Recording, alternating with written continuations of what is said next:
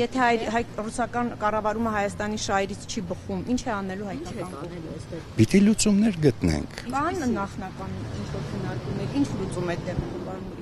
Ես չեմ կարող հիմա ասել։ Դուք գիտեք, դա բավականին բարդ հարց է, այդպես հնարավոր չի դիսկրետ sense պահի տակ ասել, այսպես լուծում կարելի է տալ, դա լուրջ չի լինի։ Ռուսական կողմից տարակուսած են, ասում են, եթե պետք է ամբողջական կոնցեսիայի հարցը բարձրացվեր, այդ դեպքում Հայաստանը ինչու էր առաջարկում այդ երկու հատվածների կառավարումը։ Փոխվարչապետ Օվերչուկը ձեր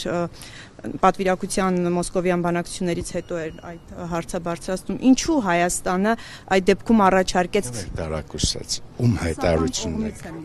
հայտարարությունը նկատի ունեք։ Չէ, ինքն նման բան չի ասել։ Եթե ամբողջական կառավարման իրավունքի հարց պետք է բարձրացվեր, ինչու էր Հայաստանն այդ դեպքում առաջարկում կառուցել այն երկու հատվածները։ Գիտեք, ես կարծում եմ, այն ինչ որ օֆիցիալ տեղի ունեցել, այո, մենք առաջարկել ենք կառուցել երկու հատվածները,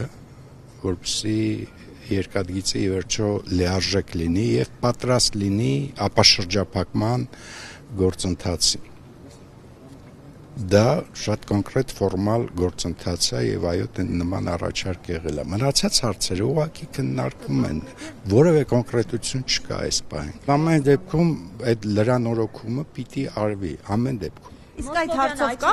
համաձայնություն ռուսական պատրաստակամության վերաբերյալ այո, հայտարարություն եղել է, որ այո, պատրաստ են դա անել, բայց ուզում են լրացուցիչ հաշվարկներ եւ հետազոտություններ։